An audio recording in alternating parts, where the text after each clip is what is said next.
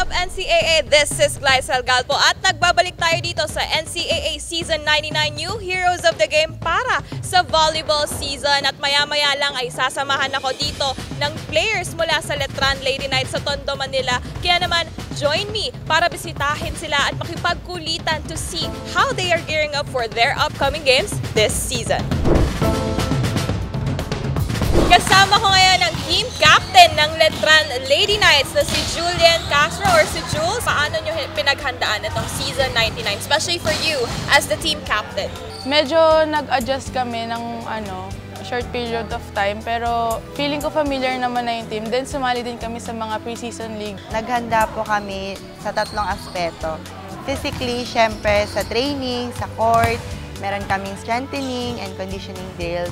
Mentally, lately, ina-advisean kami ni Coach O na i-practice yung pag-meditate namin para during sa court, like mga gipitan sa games, alam namin kung anong iisipin namin at saka uunahin namin. Spiritually kasi sa team po namin, may po kami prayer time. Kikilalanin natin ang newest head coach of the Letran Lady Knights, Coach O or si Coach Oliver Almadro. Hello, NCAA, and it's been a while. It's been a while. It's interesting how you said it's been a while, Coach, because baka maraming hindi nakakaalam na ikaw ay true-blooded Letranista. Yes. I graduated here way matagal na. But I'm really proud to be back here in Letran. For us, this is our 0 year. Zero year namin ito. So, hopefully with the support of the Letran community, the alumni, and our sponsor, I guess we're on the right track. Yung training na pinapagawa niya sa amin, which is yung sistema na hindi pa namin masyado na-gets nung una, yun yung pinapasok niya sa amin kasi hindi kami sanay na, hindi pa kami ganun ka ayos ba kung ano yung pinapadap ng system sa amin. The challenge ko po is makisabay po sa sistema dito kasi iba po kasi yung sa high school tsaka iba po yung level sa college. Sabi ko nga sa kanila, if they want to change their story, they have to change their culture. Represent the school properly and represent their family. So it's the name in front and then the name at the back.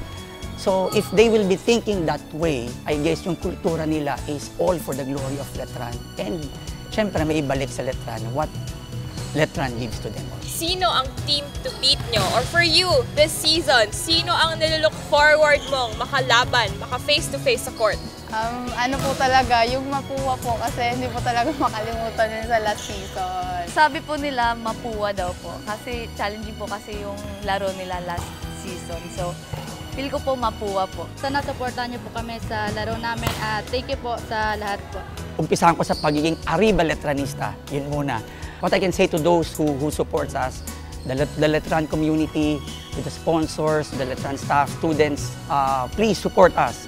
This time, we will make sure that we will be working hard, passionately and intensely for the greater glory of Letran.